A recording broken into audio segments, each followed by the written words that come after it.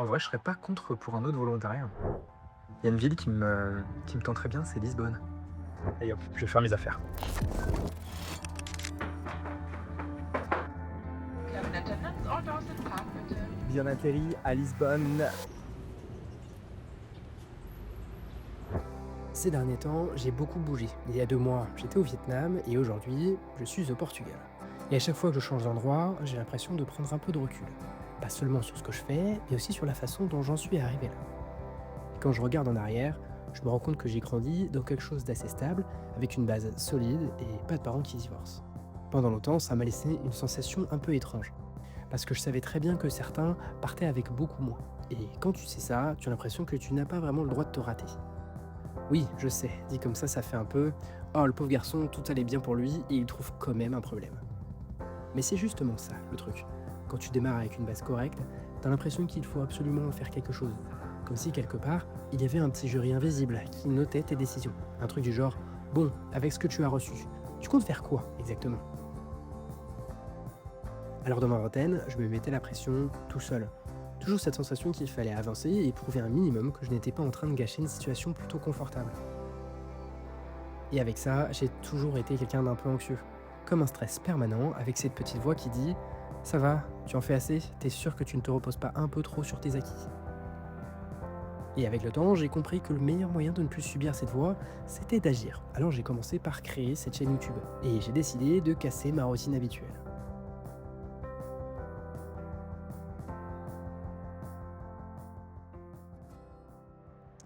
Alors, il y a 2 mois, j'étais au Vietnam et je me retrouve à Lisbonne, tout simplement parce que j'ai trouvé un autre volontariat. Et vous devez vous demander, mais pourquoi il fait des volontariats, il a bientôt 30 ans, c'est pas trop le moment. Et bien en fait si, je suis monteur vidéo en freelance. Pendant longtemps, j'étais à 100% en télétravail et je recommande pas. C'était bien au début, on est à la maison, on peut gérer ses horaires comme on veut, mais aujourd'hui j'ai besoin de contact humain réel, pas derrière un écran. La deuxième, c'est que j'ai envie de découvrir autre chose que la vidéo au sens large. Mon premier volontariat, c'était dans un centre d'anglais, donc ça n'a rien à voir avec la vidéo, même si j'y étais en tant que vidéaste. Et le deuxième volontariat ici que j'ai trouvé au Portugal, c'est dans un vignoble, à côté de Porto. Bon, j'ai beaucoup de chance parce que j'y vais en tant que vidéaste, mais aussi je vais faire des tâches annexes. Je vais sans doute embouteiller quelques bouteilles. Donc voilà, c'est ça l'avantage des volontariats. On peut découvrir des environnements nouveaux sur des périodes très courtes, 3 semaines, 1 mois. La plupart des volontariats, c'est l'enseignement. Si vous avez des compétences d'enseignement, vous trouverez sans problème. Et en plus, l'avantage d'un volontariat, c'est que bon, on travaille quand même 5 à 6 heures par jour.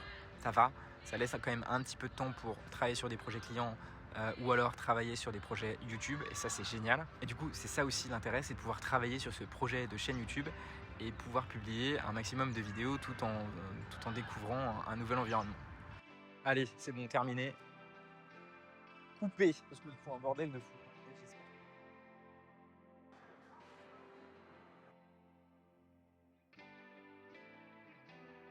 Ces dernières années, on peut clairement dire que tout va de plus en plus vite.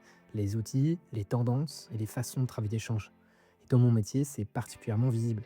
Ce que tu apprends aujourd'hui peut déjà être dépassé dans 6 mois. Et avec tout ce qui arrive autour de l'intelligence artificielle, on sent bien que le monde du travail est en train d'évoluer. Bon, je dis pas que la vidéo va disparaître, ça reste quelque chose que j'aime profondément, mais je me suis rendu compte que je voulais voir autre chose. Oh, c'est exceptionnel. Et surtout, je voulais me confronter à quelque chose que j'ai toujours évité. Je fais partie d'une génération qui a grandi avec Internet et j'ai toujours été beaucoup plus à l'aise derrière un écran que devant un établi. Les choses minutieuses, les gestes précis, les savoir-faire manuels, ça a toujours été mon point faible. Alors l'idée de passer quelques semaines dans un vignoble, à faire autre chose que du montage, ça me paraissait presque logique. Peut-être pour me réconcilier avec une autre façon de travailler. Mais il y a des imprévus pas toujours agréables. J'ai été malade les 5 derniers jours. Une angine, franchement clouée au lit, pas d'énergie, vraiment fatigué tout le temps, c'était insupportable. Et du coup, j'ai pas fait grand chose. Et pas faire grand chose dans un volontariat comme ça, c'est assez chiant. Moi je me suis senti un peu coupable, mais ils ont été cool avec moi. Donc tant mieux. Et là ça y est, on est au 6e jour et je suis sorti de la maladie. Mais il était temps, franchement, j'aurais pas supporté plus longtemps. Et maintenant, j'espère que je vais faire un peu plus d'activités. En tout cas, hier, j'ai embouteillé des bouteilles toute l'après-midi. On a fait ça avec l'eau de volontaire. Ça fait du bien de bosser un petit peu. Merde. Au final, pendant ce volontariat, j'ai aussi eu l'occasion de réaliser un mini documentaire de 5 minutes pour le vignoble. L'idée au début, c'était de prendre assez d'images pour avoir une vraie matière visuelle, pas juste quelques plans jolis posés là au hasard.